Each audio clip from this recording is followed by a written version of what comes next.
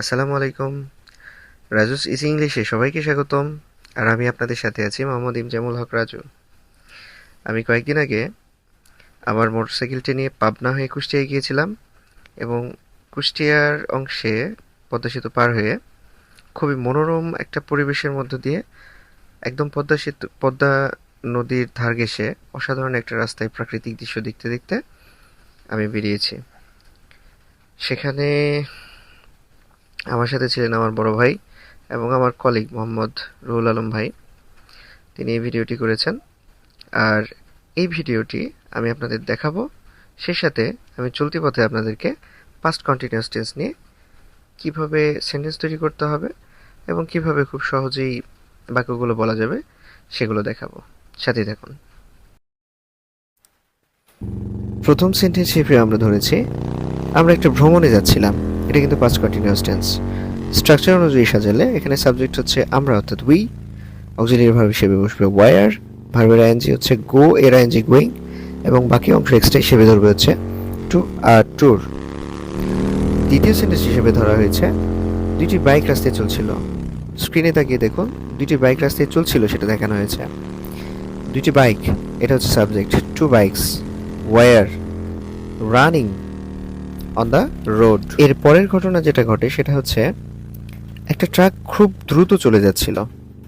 আর এটিকে ট্রান্সলেট করলে স্ট্রাকচার অনুযায়ী সাজালে আসে a truck was going very fast.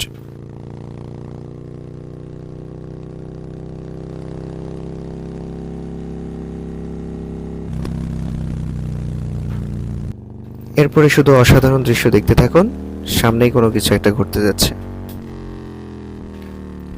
আমরা একটা জঙ্গলের মধ্যে দিয়ে যাচ্ছিলাম।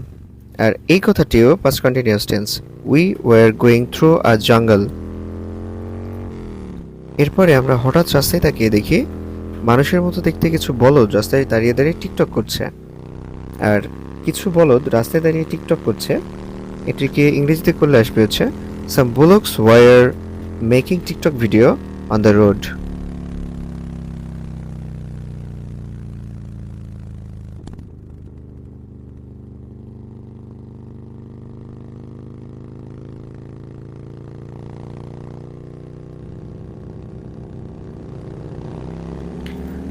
এরপরে আমরা একটা মোড় নিচ্ছিলাম। We were taking a turn.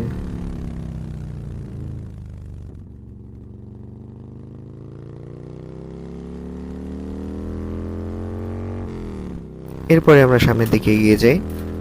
অসাধারণ রাস্তা, একেবারে অসাধারণ। এবং একটা টার্নিং নিয়ে আমরা আমাদের গন্তব্যের দিকে এগিয়ে যাচ্ছি। রাস্তাটি আস্তে আস্তে বেশি ভাঙা হতে থাকে।